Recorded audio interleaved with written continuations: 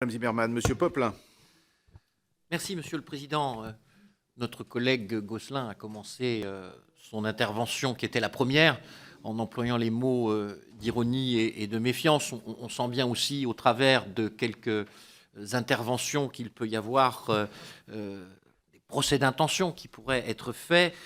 C'est un système de pensée auquel nous sommes habitués dès lors que nous traitons de ce type de matière au sein de la Commission des lois, et quelle que soit la majorité en place, plus largement d'ailleurs dans notre Assemblée et dans le débat public.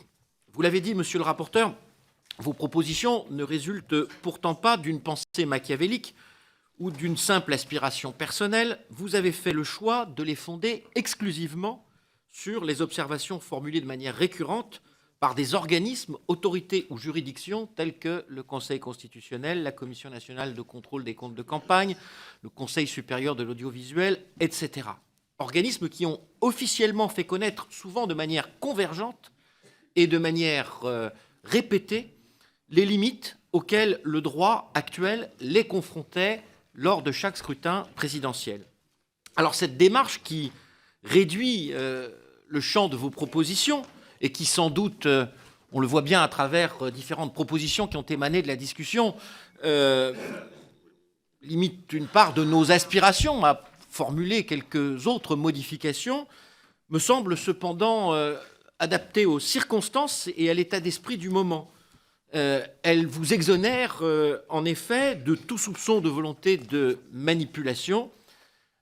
J'en viens maintenant à des éléments précis. Ce que vous proposez en matière d'évolution des modalités de présentation des candidats, qui me paraît être un élément extrêmement important des propositions de loi, constitue à mes yeux un immense progrès pour tous ceux qui croient aux vertus de la clarté, de la transparence et de la déontologie dans le débat public.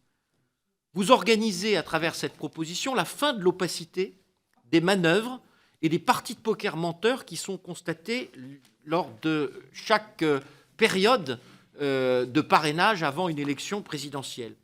Il ne me semble pas illégitime que l'acte de parrainage d'un candidat, qui est une prérogative importante et sérieuse conférée aux élus, et en particulier aux maires, soit public. Aucune raison ne justifie qu'il soit placé en dehors du regard des citoyens. Il est opportun aussi que chacun connaisse au fur et à mesure la situation de chaque aspirant à une candidature à l'égard de ce processus de recueil de ces fameux formulaires de présentation. Cela coupera l'herbe sous le pied de quelques aventuriers qui prétendent disposer de soutiens qu'ils n'auront jamais, afin simplement de s'offrir un instant de notoriété médiatique. Cela nous dispensera aussi de certains faux suspens ou de périodes de victimisation qui phagocytent durant quelques semaines l'actualité de la campagne, si la situation est connue de chacun et connue de tous au fur et à mesure. Si chronique il y a sur le sujet, au moins cette chronique sera-t-elle fondée sur des informations fiables. S'agissant du traitement médiatique, j'ai bien noté qu'il y avait là sujet à débat. En même temps, je le dis, il est de notre responsabilité de trouver des modalités qui soient applicables et qui soient justes, dans la mesure où tous les acteurs le reconnaissent. Le système actuel est tout simplement paralysant. En ce qui concerne le soutien au renforcement des prérogatives de la Commission de contrôle des comptes de campagne,